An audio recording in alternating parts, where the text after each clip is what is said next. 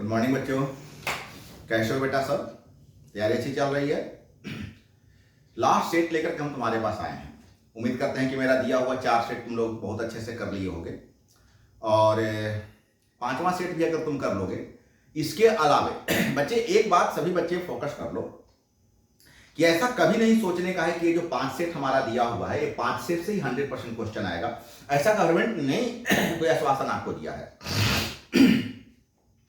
जब हमारे बच्चे जब ऑफलाइन क्लास में आ रहे हैं, जब आप क्लासरूम में आ रहे हो, तो वहां मैंने कुछ आप लोगों को देखा कि आप डिस्कस कर रहे हो कि अब तो क्या है, अब तो मेरा 5 सेट हो गया, 5 सेट का 5 सेट हम कर लेते हैं, सर ने 4 सेट बता दिया, 5वां सेट सर ने करा देगा और 5 सेट होने के बाद तो मेरी क्या हो जाएगी कि मेरी सारे बात बन जाएंगे। तो ऐसा बिल्कुल नहीं है। मैं ऐसा कभी आपको नहीं बोला हूं कि बस ये 5 सेट आपका ऑल इन ऑल है, बिल्कुल नहीं। इसके अलावा मैंने आपको काफी डिटेल्स बताया, वो आपको ध्यान देने का जरूरत है। मैंने हर यूनिट में आपको नंबर ऑफ मल्टीपल चॉइसेस मैंने आपको दिया है, अलग से सेपरेटली मैंने दिया है, इस पर आपको ध्यान देने का जरूरत है।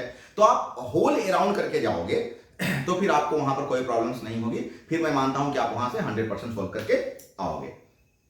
तो चलो आते हैं, काम की बात करते हैं। आते हैं हम लोग तुम्हारा सोल्यूशन ऑफ सेट 5 हम तुमको लेकर के आए हैं। तुम्हारा जो 5वां सेट आया उसका मैं सोल्यूशन लेकर के तुम्हारे पास आया हूं। तो चलो बारी बारी से हम लोग ऐसा करते हैं कि अपने क्वेश्चंस को अब देखते चलेंगे और उसे सॉर्ट आउट करते चलेंगे। तो चलो आते हैं। ओके, यस, हम लोग के पास आ गया question number 1। If A solid body is negatively charge by friction, कोई सॉलिड बॉडी है निगेटिवली चार्ज बाय फ्रिक्शन, उस पर जब फ्रिक्शन होता है तो वहां पर क्या प्रोड्यूस हो जाता है? Negatively charge. It means that the body है, तो उस बॉडी पर क्या हो जाएगा? तो उस बॉडी पर acquire excess of electron. Negatively charge का मतलब हो रहा है कि उस पर क्या हो रहा है? Acquire excess of electron, electron excess हो गया है। क्या मतलब तुम यहां पर लिखोगे कि द काउज ऑफ, यहां तुम दे सकते हो रीजन कि the cause of charging is the transfer of electrons from one body to another। इसका रीजन हो गया कि the cause of charging is, क्या हो रहा है? चार्जिंग का काउज क्या है? The transfer of electrons from one body to another body. एक बॉडी से इलेक्ट्रॉन ट्रांसफर करके दूसरे बॉडी में अगर जब इंटर कर रहा है तो यही होता है ट्रांसफर होने का cause. So answer A is the correct answer of the question. Clear है ना? चलिए क्वेश्चन नंबर 2 में। ओके बेटा, we are going to question number 2। Yes, a metal sphere is placed in a uniform electric field. A metal sphere is placed in a uniform electric field. The lines of force followed by the path shown in the figure A. तो आप देखो, एक बात यहां लिख सकते हो कि field line is directed towards the center, towards the center। Field line जब भी, फील्ड लाइन का डायरेक्शन जब भी क्या होता है तो टुवर्ड्स द सेंटर होता है, टुवर्ड्स द सेंटर। अब जरा तुम गौर करो कि यहां पर एक केवल यही है जिसका जो फील्ड लाइन है वो किधर जा रहा है? टुवर्ड्स द सेंटर जा रहा है। तो इसका मतलब है कि 4 is the correct answer. 4 is the correct answer of the question. Clear है ना? कोई दिक्कत नहीं ना? Okay, question number 3। Question number 3 क्या बोल रहा है कि a point charge q is placed at the midpoint of a cube of side L। L side का क्या है? एक क्यूब है, एक क्यूब है जिसका साइड कितना दिया हुआ है? L दिया हुआ है और उसके मिड पॉइंट पर कितने चार्ज प्लेस्ड हैं? उसके मिड पॉइंट पर चार्ज प्लेस्ड हैं Q। The electric flux emerging from the cube. तो तुम्हें पहले ही मैंने बता रखा है कि अब कोई भी तुम क्यूब ले लो, अगर तुम ऐसा क्यूब लेते हो या तुम इतना बड़ा क्यूब लेते हो,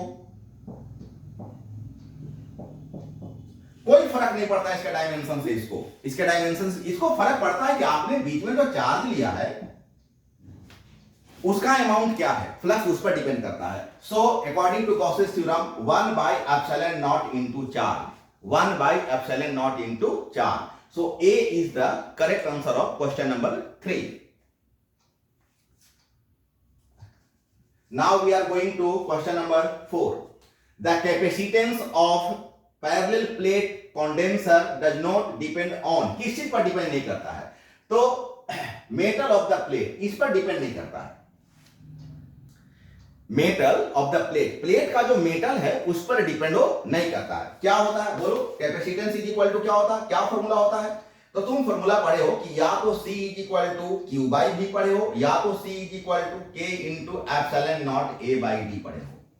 इसका मतलब है कि जो कैपेसिटेंस होता है वो कितने चीजों पर डिपेंड कर रहा है? चार्ज पर डिपेंड कर रहा है, पोटेंशियल पर डिपेंड कर रहा है, एरिया पर डिपेंड कर रहा है, और डिस्टेंस बिटवीन द प्लेट पर डिपेंड कर रहा है, कांस्टेंट के पर डिपेंड कर रहा है, ये सभी बातों पर डिपेंड कर। इनमें कहीं पर भी मेटल का मामला नहीं है कि मेटल किस प्लेट का, सॉरी जो प्लेट है वो किस मेटल का बना हुआ है। So metal of the plate से इंडिपेंडेंट है। एरिया पर देखो डिपेंड कर रहा है, मीडिया पर डिपेंड कर रहा है, डिस्टेंस पर डिपेंड कर रहा है, लेकिन मेटल पर वो डिपेंड नहीं कर रहा है। So B is the correct answer of question number 4। Question number 4 का जो करेक्ट आंसर होगा क्या हो जाएगा? बी हो जाएगा। Excellent. Now we are going to question number 5। चलो हम लोग 5 नंबर देखते हो। Which of the following is not the property of equipotential surface? Equipotential surface का इसमें से दिया हुआ कौन सा प्रॉपर्टी नहीं होता है?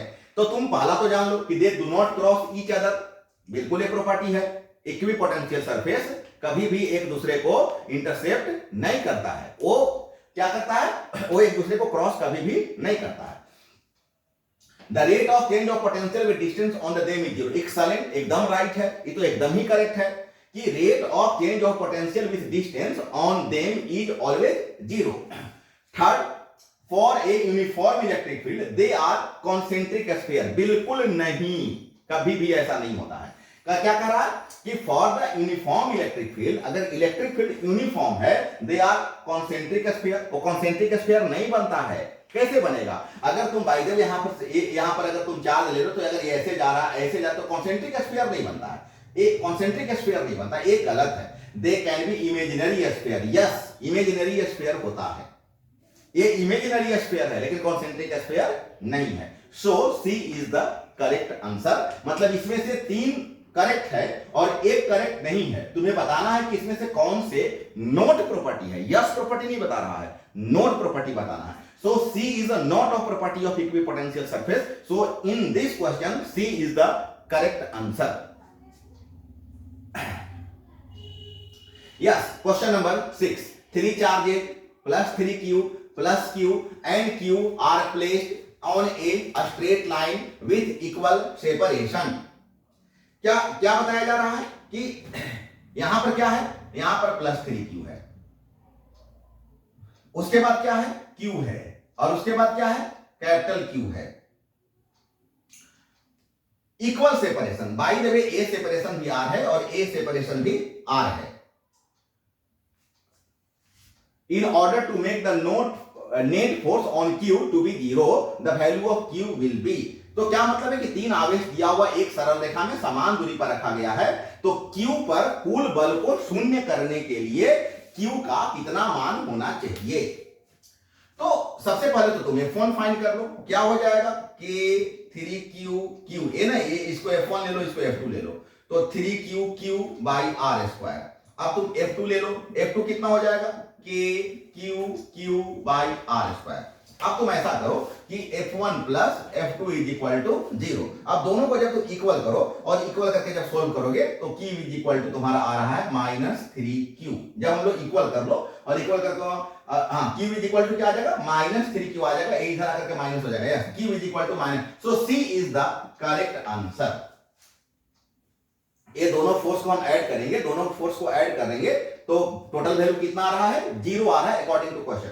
सो C is the correct answer. उम्मीद करें समझ में आ रहा है बच्चे, सब श्योर हो, कोई दिक्कत नहीं है।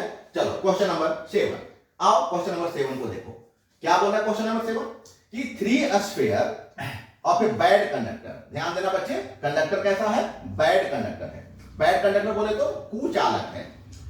Is given charge then it is distributed on, तो कहां ये डिस्ट्रीब्यूट होता है? सरफेस पर। Yes, inside the surface, only inside the surface, none. A sphere of bad conductor, तो बैड कंडक्टर में चार्ज कहां डिस्ट्रीब्यूट होगा? नहीं डिस्ट्रीब्यूट होगा। कुचालक पर चार्ज डिस्ट्रीब्यूट नहीं होता है। सो इसमें से कोई भी करेक्ट नहीं है। So answer is given to D. D is the correct answer.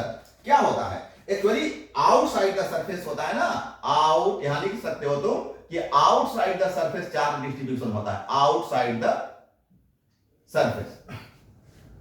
Charge जो डिस्ट्रीब्यूट होगा वो आउटसाइड द सरफेस होगा, नॉट इनसाइड द सरफेस होगा, नॉट अपॉन द सरफेस होगा, ओनली इनसाइड द सरफेस नहीं, ये सारा का सारा गलत है। So none is the correct answer. Now we are going to question number 8। The dielectric constant of metal, और ये तो कुछ बताने का नहीं है। मेटल का जो डाइलेक्ट्रिक होता है कितना होता है? Infinity. Infinity is the dielectric constant of a metal. किसी भी धातु का, किसी भी मेटल का जो परावैद्युत स्थिरांक होता है वो कितना होता है? इन्फिनिटी होता है, इनफाइनाइट होता है, इनफाइनाइट। धातु का परावैद्युत स्थिरांक डाइलेक्ट्रिक कांस्टेंट ऑफ मेटल क्या हो जाता है? इन्फिनिटी हो जाता है। So C is the correct answer. C is the correct answer. Question number 9। Choose the SI unit of electric potential. तो इलेक्ट्रिक पोटेंशियल से पोटेंशियल का यूनिट क्या होता है? ऊर्जा का, ऊर्जा का यूनिट जूल होता है ना। किसी बॉडी पर जो स्टोर होता है, storage work is called potential energy. मैं जब क्लासरूम में, ऑफलाइन क्लास में मैंने आपको बहुत बताया, मैंने आप लोगों से हंसी किया था कि आप जब नन्हे बच्चे थे तो मैं वहां पर आपको आपके खिलौना में मैं स्प्रिंग घुमा घुमा करके आपको मैं खिलाने का प्रयास करता था। आप बच्चों को खेलने वाले जो खिलौने होते हैं, आप उसमें जब उसमें चाबी की, उसके की को जब आप मूव करते हो तो उसके अंदर लगा हुआ स्प्रिंग पर पोटेंशियल एनर्जी स्टोर होता है, और यही पोटेंशियल एनर्जी फिर हम लोग आगे जाकर के यूज करते हैं। मतलब जो वर्क होता है, यही वर्क वहां पर पोटेंशियल एनर्जी के रूप में स्टोर होता है। आप जो मोबाइल के चार्जर में आप जो बैटरी को चार्ज करते हो, मोबाइल के बैटरी के भीतर क्या होता है? वर्क होता है। यही वर्क वहां पोटेंशियल एनर्जी के रूप में स्टोर होता है। तो फिर वर्क का यूनिट क्या होता है? जूल होता है। तो एनर्जी का भी यूनिट क्या हो जाएगा? जूल हो जाएगा। Work is equivalent to energy. So it's answer is A. A is the correct answer. Now we are going to question number 10। If a positive charge is moved from low to high potential region, the electric potential energy। यदि कोई धन आवेश निम्न विभव से उच्च विभव क्षेत्र की ओर अग्रसित होता है तो उसका स्थितिज ऊर्जा क्या हो जाएगा? बढ़ जाएगा। उसका जो स्थितिज ऊर्जा होता है वो क्या हो जाता है? बढ़ जाता है, इंक्रीज हो जाएगा। So B is the correct answer of question number D. उसका जो पोटेंशियल एनर्जी होता है कब? जब वो हाई से लो, लो से हाई की ओर जब वो फ्लो करता है, जब वो आगे की ओर मूव करता है, तो वहां पर इसका जो पोटेंशियल एनर्जी है, ये पोटेंशियल एनर्जी वो क्या होता है? पोटेंशियल एनर्जी उसका क्या होता है? इंक्रीज कर जाता है, बढ़ जाता है। So B is the correct answer. Now we are going to question number 11। A force of 4 newton is acting between two charges.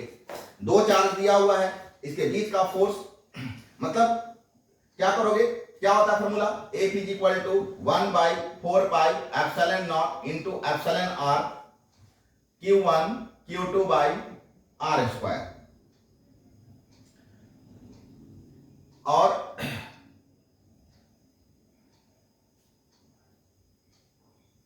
यहां पर गिवन है कि 1/4 pi epsilon naught Q1 Q2 by r square is equal to 4। तो तुम ऐसा करो कि इसका मतलब क्या हो गया कि, और क्या दिया हुआ? ए फोर्स ऑफ 4 न्यूटन। इसका रिलेटिव परमिटिविटी, रिलेटिव परमिटिव बोले तो एप्सिलॉन r। एप्सिलॉन r कितना दिया हुआ है? 8 दिया हुआ है, 8 दिया हुआ है। देन न्यू फोर्स कितना हो जाएगा? तो न्यू फोर्स तुम निकाल लो। अब तुम्हारा सारा चीज पता चल गया। न्यू फोर्स कितना हो जाएगा बता दो। तो इसके बदले तुम कितना पुट करोगे? इसके बदले तुम 4 पुट कर लो, और 1/4 pi epsilon not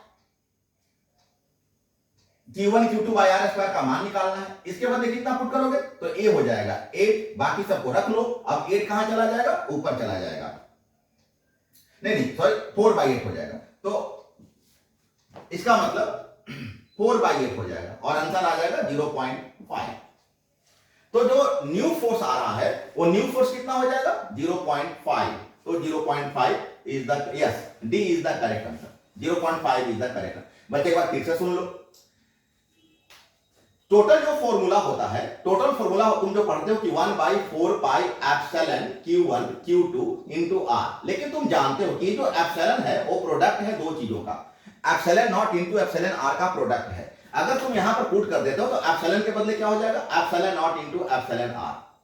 epsilon not का भी वैल्यू, सॉरी एप्सिलॉन R का वैल्यू 8 दिया हुआ है और तुम फाइनली क्या लिखते हो 1/4 pi epsilon naught Q1 Q2 by R। इसका मान तुमको निकालना है, तो इसका मान नहीं निकल जाएगा, 8 भी दिया हुआ है और एप्सिलॉन नॉट भी दिया हुआ है, तो एकदम आसानी से निकल जाएगा ना। यही तुम्हारा न्यू फोर्स है।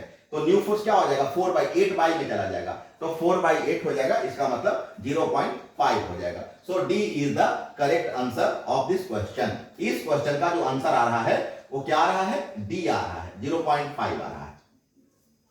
चलो हम लोग नए क्वेश्चन की ओर चलते हैं। Question number 12, the magnetic field inside the solenoid. क्या होता है, इनसाइड में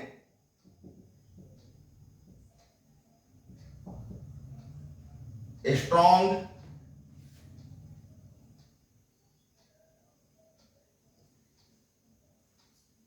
और क्या हो जाएगा यूनिफॉर्म। यस, इनसाइड में स्ट्रॉन्ग होगा, uniform. Yes, A is the correct answer. किसी सोलिनॉइड के भीतर जो मैग्नेटिक फील्ड होता है, सोलिनॉइड के भीतर, ध्यान देना, मैग्नेट नहीं, कौन सा मैग्नेट, जो मैग्नेट कॉइल से बनाया गया। सोलिनॉइड किसको कहते हैं, परिनालिका। सोलिनॉइड का मतलब परिनालिका। कैसे बनता है परिनालिका, एक ऐसे हम लोग रॉड ले लेते हैं, इस रॉड में हम क्या करते हैं, इस रॉड में ऐसे वायर को कर्ल कर देते हैं। अब इसको बाहर निकाल लेते हैं, उसको प्लस और माइनस से हम कनेक्ट करते हैं, क्या बन जाता है, सोलिनॉइड बन जाता है, परिनालिका बन जाता है। उसके इनसाइड में, अंदर में जो मैग्नेटिक फील्ड बनता है वो यूनिफॉर्म होता है और काफी मजबूत होता है। इसीलिए सो A is the correct answer. इसीलिए जितने भी बड़े बड़े इंट्रूशन होते हैं, फैक्ट्री होते हैं, उसमें इसको हम लोग कह सकते हो, तुम इलेक्ट्रोमैग्नेट कह सकते हो। तो इलेक्ट्रोमैग्नेट का ही वहां पर इस्तेमाल होता है, क्योंकि इसका जो स्ट्रेंथ होता है काफी ज्यादा मजबूत होता है। क्वेश्चन नंबर 13 कहता है कि 1 गॉस, ये तो बताने का चीज है नहीं, 1 gauss is equal to 10 to the power minus 4 tesla. 1 gauss is equal to 10 to the power minus 4 tesla. C is the correct answer. Question number 14, the angle of dip, ये तो पहले भी तुम्हें मैं बता चुका हूं, एंगल ऑफ डीप पोल पर कितना होता है 90 डिग्री। ए यहां पर कितना होता है 90 डिग्री, यहां पर कितना होता है 0 degree. So D is the correct answer, D is the correct answer. Question number 15, an electric heater is connected to the voltage supply. After few seconds, current gets its steady value, then its initial current will be, क्या है, एक electric heater है, voltage की आपूर्ति से जोड़ा गया है, मतलब एसी से जोड़ा गया है। कुछ सेकंड के बाद करंट को अपना स्थिर मान मिल जाता है, तो उसकी प्रारंभिक धारा क्या है, तो क्या होगा, slightly higher than its steady current. क्या हो जाएगा, स्लाइटली। अब क्या तुम कह सकते हो कि रीजन क्या है कि be the resistance will increase with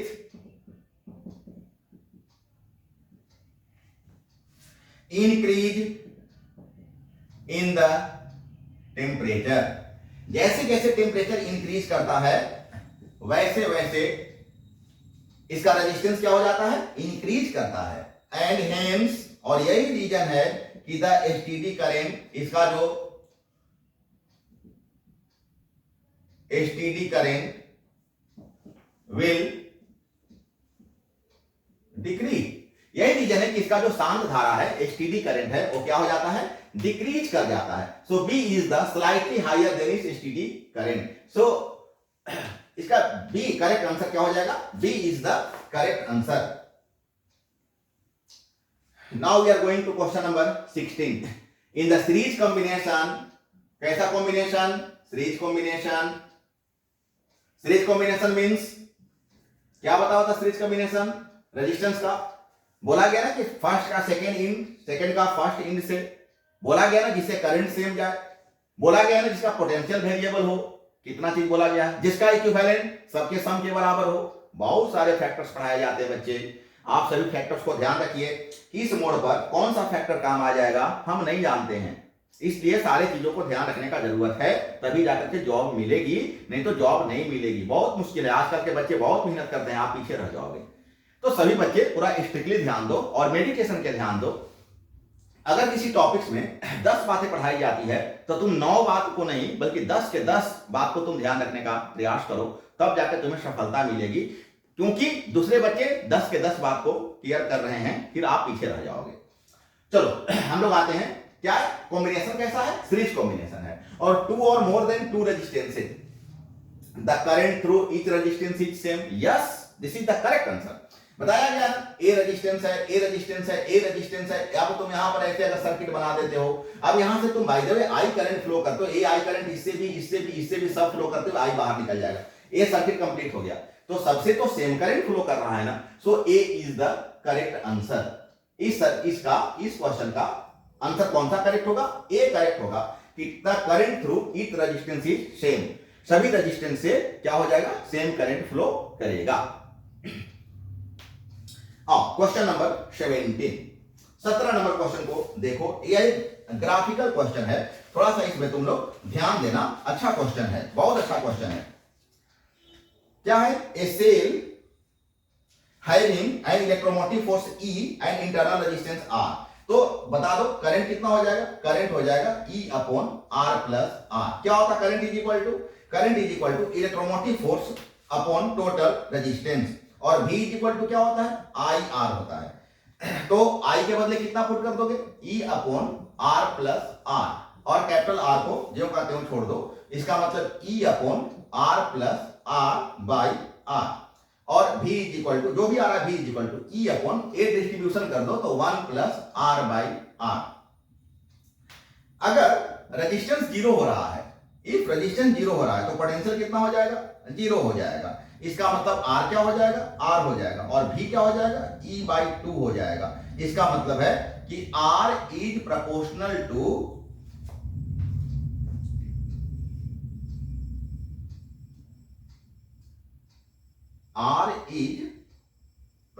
to V कहो या फिर E कहो। So correct answer is B। Yes, B is the correct answer. R is proportional to E।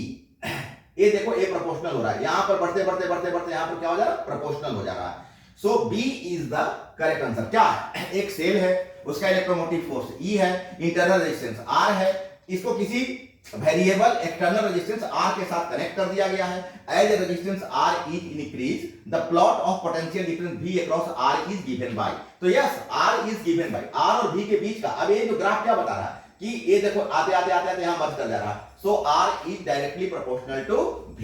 यहां पर देखो कहीं भी मर्ज नहीं हो रहा है, R और V कहीं पर भी डायरेक्टली प्रोपोर्शनल नहीं हो रहा है।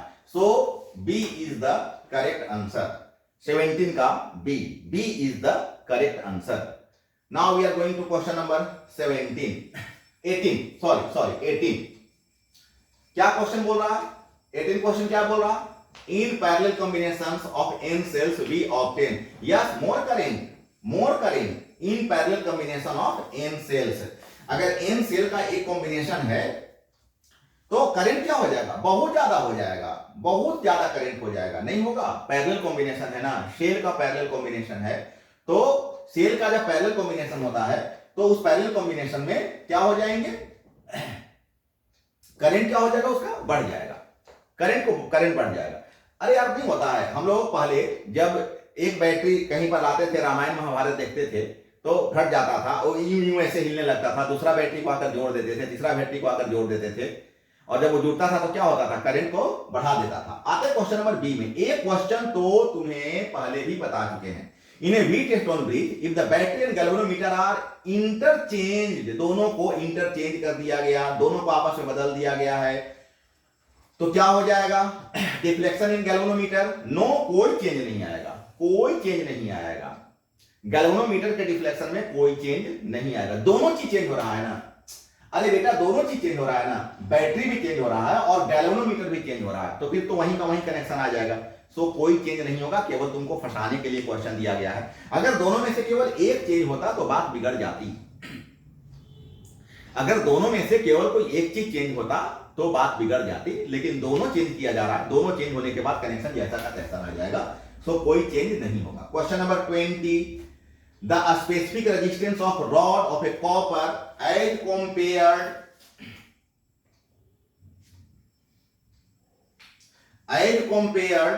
to that of thin wire of copper is। तो ध्यान दो क्या होता है, ये जो इसको तुम कहा इंडिपेंडेंट फ्रॉम डायमेंशन, इसको डायमेंशन से कोई लेना देना नहीं है। इंडिपेंडेंट फ्रॉम डायमेंशंस, इसको डायमेंशन से कोई लेना देना नहीं है, उसके परिमाण से कोई लेना देना नहीं है, उसके आकार से कोई लेना देना नहीं है। तो पतले तार के, तांबे के पतले तार के तुलना में तांबे के छड़ का विशिष्ट प्रतिरोध सेम रहेगा। मैं पहले भी इस पर चर्चा कर चुका हूं कि तार चाहे पतला हो चाहे मोटा हो, वो किसी भी तरह का हो, उसके विशिष्ट प्रतिरोध में, उसके रेजिस्टिविटी में, उसके स्पेसिफिक रेजिस्टेंस में कोई डिफरेंशिएट होने वाला नहीं है। So same, this is the correct answer. Now we are going to question number 21। The resistivity of alloy manganin is, yes, nearly independent of the temperature. ये पहले भी क्वेश्चन हो चुका है, ये रिपीट क्वेश्चन है। क्वेश्चन नंबर 22, 20 नंबर क्वेश्चन में आओ।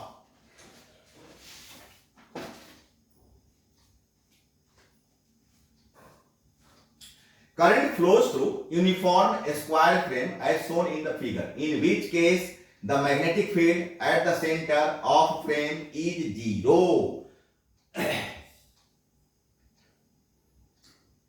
Current flows through uniform square frame as shown in figure. ये चार फिगर दे दिया गया है, चारों फिगर से करंट को अकॉर्डिंग टू फिगर फ्लो कर। In which case the magnetic field at the centre of the frame is 0। तो yes, C is the correct answer. इसका सेंटर पर जो मैग्नेटिक फील्ड आएगा वो क्या होगा, 0 आ जाएगा। जरा गौर करो, ए करंट को तुम ऐसे फ्लो कर रहे हो, ए करंट को ऐसे फ्लो कर रहे हो, तो यहां पर 0 नहीं आ सकता है। ए करंट को तुम ऐसे फ्लो कर रहे हो, ए करंट को तुम अगर यही डाउन में आ जाता तो हो जाता, लेकिन ऐसे फ्लो कर जा रहे हो। जस्ट केस, ये दोनों केस लगभग एक जैसा है। So C is the correct answer. इससे जो करंट फ्लो कर रहा है, ये इससे जो बनने वाला मैग्नेटिक फील्ड है, वो सेंटर पर, इस फ्रेम के सेंटर पर मैग्नेटिक फील्ड कितना हो जाएगा, नहीं 0 होगा, ए 0 हो जाएगा ना। ये देखो, एक इंड यहां पर, दूसरा इंड यहां पर, यहां आ गया, ए इंड यहां पर, ए इंड यहां पर, यहां आ गया, ए इंड यहां पर, ए इंड यहां पर है, तो यहां पर आ गया। ए इंड यहां से क्या हो रहा है, इंटरसेक्ट नहीं कर रहा है। मतलब यही एक ऐसा केस है जिसके सेंटर पर मैग्नेटिक फील्ड 0 नहीं होगा, बाकी सब का 0 आ रहा है। देखो तो, इसको तुम आगे बढ़ा दो, इसको आगे बढ़ा दो, इसको आगे बढ़ा लो, इसको आगे बढ़ा लो, यहां का भी इसका यहां आ रहा है। तो अगर यही ए इंड होता या ए इंड होता या इसको छोड़कर दोनों में से कोई इंड होता तो फिर वहां पर 0 नहीं होता। यहां के कारण ए क्रॉस है ना, यहां कारण 0 हो जाएगा। सो केवल सी ऐसा एक फ्रेम यहां पर दिया गया है जहां पर, जिसके सेंटर पर मैग्नेटिक फील्ड 0 नहीं होगा। So C is the correct answer. Now we are going to question number 23। The correct plot of magnitude of magnetic field B versus distance r from center of the wire is if the radius of wire r। तो तुम पढ़े हो ना कि B is equal to mu naught upon I by 2r square into r, और क्या है, r is less than r है। इसका मतलब तो ये हो रहा है कि B is less than r हो जाएगा, और B is equal to mu naught I upon 2 pi r। यहां पर क्या हो जाएगा, r is greater than r हो जाएगा। इसका मतलब B is inversely proportional to r, और B is inversely proportional to small R, और इनवर्सली प्रोपोर्शनल केवल यही बता रहा है कि जैसे जैसे आगे की ओर बढ़ रहा है, बी जैसे जैसे आगे बढ़ रहा है वैसे वैसे आर क्या हो रहा है, घट रहा है।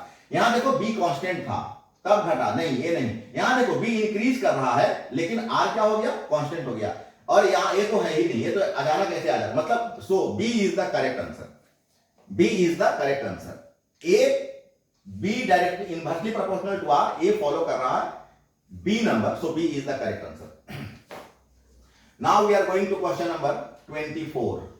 A current carrying loop is placed in a uniform magnetic field. The torque acting, कितना टॉर्क एक्टिंग हो जाएगा, तो क्या होता है, torque is equal to N I A B sine theta. So इसमें कहीं भी शेप पर डिपेंड हो नहीं कर रहा है, शेप पर कभी भी डिपेंड नहीं कर रहा है,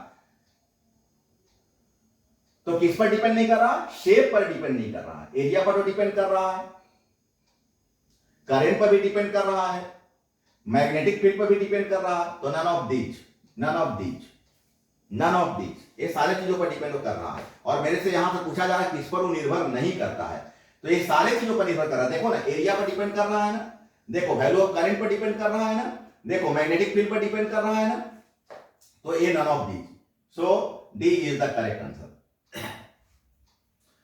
Question number 25.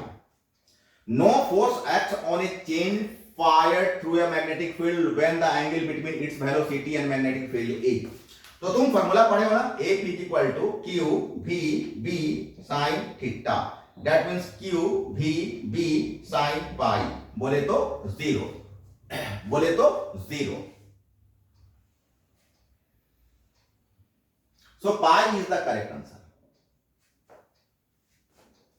क्योंकि यहीं पर फोर्स कितना आ रहा, नो फोर्स हो रहा है। क्या क्वेश्चन कर रहा है, नो फोर्स एक्ट, बल नहीं लगना चाहिए, बल जीरो होना चाहिए, तो फोर्स जीरो कहां पर हो रहा है, जब पाई, जब एंगल कितना हो रहा है, व्हेन द एंगल, वेलोसिटी और मैग्नेटिक फील्ड के बीच का एंगल, वेलोसिटी और मैग्नेटिक फील्ड का एंगल जब पाई हो रहा है, 180 डिग्री हो रहा है, तो फिर वहां पर कोई फोर्स अप्लाई नहीं होगा, so A is the correct answer. Now we are going to question number 26. When a magnetic compass needle is carried nearby to a straight wire carrying current, then the straight wire cause noticeable deflection in the compass needle. सीधा तार compass सुई में ध्यान देने योग्य विक्षेपण का कारण बनता है, यस बनता है।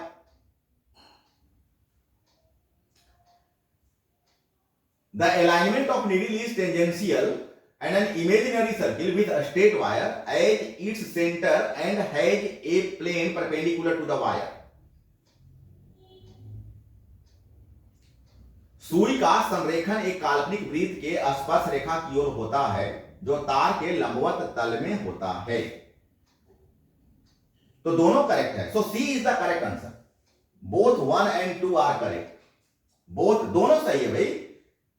When a magnetic compass needle is carried nearby the straight wire, अगर स्ट्रेट वायर के जिससे की धारा प्रवाहित हो रही है, अगर एक धारा प्रवाहित हो रही है, इसके नजदीक अगर हमें कंपास नीडल को ले जाएंगे तो the straight wire cause noticeable deflection in the compass, yes deflection तो होगा ही होगा, and the alignment of the needle tangential imaginary circle, yes imaginary circle इसको टच करेगा, सो एक दोनों करेक्ट है, दोनों करेक्ट है, so C is the right answer. Now we are going to question number 27. Which one of the following is correct statement about magnetic force? कौन सा इसमें करेक्ट, तो magnetic force always obey Newton, नहीं बिल्कुल नहीं, magnetic force do not obey Newton's third law, yes this is the correct answer, A Newton's law का follower नहीं है, so B is the correct answer. Now we are going to question number 28. Two alpha particles have the ratio of your velocities 3:2 on entering the magnetic field. If they move in different circular paths, then the ratio of the radii of their path is, इसके radius का, तो क्या हो गया, electron है move करेगा q v b, और move करेगा तो सेंट्रीपिटल फोर्स mv²/r, दोनों को इक्वल कर लो, कितना r निकल जाएगा, mv/qb, r निकल जाएगा, इसका मतलब है कि r प्रोपोर्शनल v हो रहा है, मतलब हो जाएगा कि R A upon R B is equal to V A upon V B. तो कितना कितना 3:2। सो 3:2 ही रह जाएगा। So B is the correct answer. B is the correct answer. A yes, उसका वेलोसिटीज का अल्फा पार्टिकल्स का जो रेशियो दिया 3:2 और यहां पर कोई अंतर नहीं होता है क्योंकि रेडियस जो होता है वेलोसिटी का डायरेक्टली प्रोपोर्शनल होता है। So B is the correct answer 3:2। चलो हम लोग अगले क्वेश्चन में आते हैं। अगले क्वेश्चन में आते हैं। Do magnetic field lines always from closed loop? Yes yes yes, ये तो ऑलवेज क्लोज्ड लूप के नजदीक होगा ही होगा। क्या चुंबकीय क्षेत्र रेखाएं हमेशा बंद लूप बनाती है? तो चुंबकीय क्षेत्र रेखा तो जब भी बनाएगा तो बंद लूप ही बनाएगा। So yes, A is the correct answer. Now we are going to question number 30। कहता the induced EMF L di by dt is analogous to, किसके समान है? इंड्यूस्ड इलेक्ट्रोमोटिव फोर्स किसके समान है? तो फोर्स के समान है। यहां पर तो फोर्स के समान है। यहां एल क्या होता है? एल एक प्रकार का मास हो जाता है और D I by D T क्या हो जाता है? D I by D T एक प्रकार का एक्सेलरेशन हो जाता है। और क्या हो गया? L into D I by D T क्या हो गया? मास इंटू एक्सेलरेशन, जो फोर्स को रिप्रेजेंट करता है। सो yes, A is the correct answer. Correct answer is A. Now we are going to question number 31st. With a decrease of current in the primary coil from 1 ampere to 0, value of 0.1 second, the electromotive force generated in the secondary coil is 1000 volt. The mutual inductance of two coil is तो E is equal to minus m di by dt. That means 1000 is equal to minus m 0 क्या हो गया? Change of current कितना हो गया? 2 से 0 मतलब 0 minus 2 और अपॉन 0.01। जब सॉल्व करोगे तो आ जाएगा 5। m is equal to 5 henry. 5 henry बोले। Question number answer B 31st का B. B is the correct answer. 31st का B is the correct answer of 31st। Now we are going to question number 32. A coil is placed in a magnetic field directed downward and increased from 0 to 18 Tesla.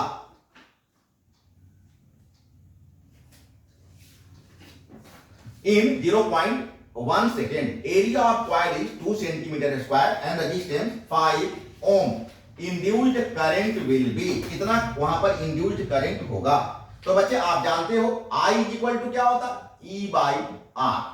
I is equal to E by R। मतलब इसको तुम कह सकते हो 1 by R into d phi by dt।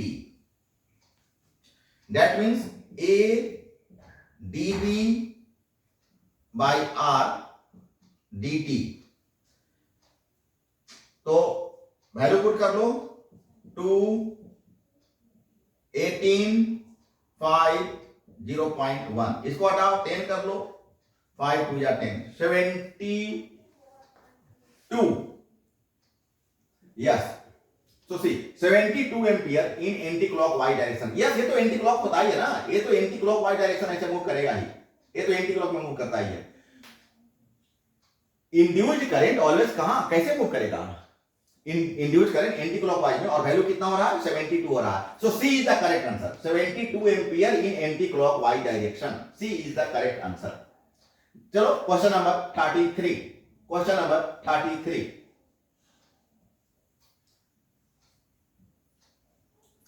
A circular loop of radius r carrying current I lies in xy plane with its center at origin. The total magnetic flux